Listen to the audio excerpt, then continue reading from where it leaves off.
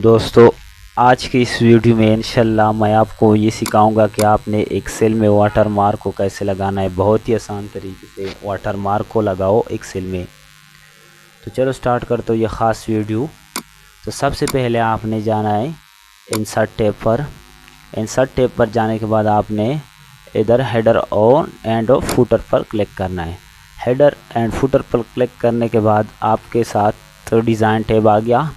अब design tab में आपने पिक्चर को सेलेक्ट करना है। जो भी पिक्चर आपने वाटर मार्क में लगाना है वो पिक्चर को आपने सेलेक्ट करना है। मैंने ये वाटर मार्क में लगाना है ये वाला पिक्चर, तो मैंने इसको सेलेक्ट किया, इंसर्ट पर क्लिक किया।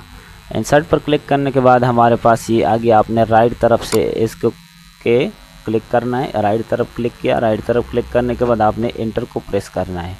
एंटर को प्रेस करना है जहाँ पर अभी आपने वाटर मार्क को लगाना है, बस बाहर से क्लिक करें। ये वाटर मार्क आ गया। अब इसमें क्या मसला है? मसला ये है कि ये बहुत ब्राइटनेस है इसके अंदर। अब हम इसको ट्रांसपेरेंट कैसे करना है कि ये हमारे पास थोड़ा सा मीडियम आ जाए। तो आपने क्या करना है, आपने हेडर पर क्लिक करना है। हेडर पर क्लिक करने के बाद आपने इसको सेलेक्ट करना है। सेलेक्ट करने के बाद आपने डिज़ाइन पर जाना है, फॉर्मेट पिक्चर पर जाना है। फॉर्मेट पिक्चर पर जाने के बाद आपने पिक्चर पर जाना है। पिक्चर पर जाने के बाद आपने ऑटोमेटिक पर क्लिक करना है। इधर को वॉश आउट पर क्लिक करना है। वॉश आउट पर क्लिक करने के बाद आपने ओके करना है। तो ये मदम आ गया। ये हमारे पास ज़बरदस्त तरीके से सेट हो गया।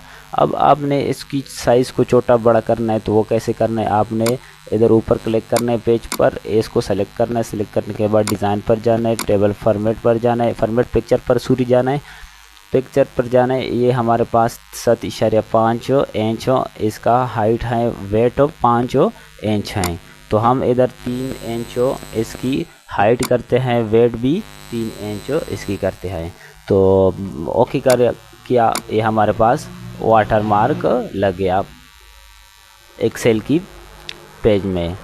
तो दोस्तों उम्मीद है कि आपको ये वीडियो पसंद आ जाएगी। तो हमारा वीडियो को लाइक करो, चैनल को भी सब्सक्राइब करो ताकि हमारे आने वाले वीडियो आपके साथ सबसे पहले शेयर होते रहे। Thank for watching.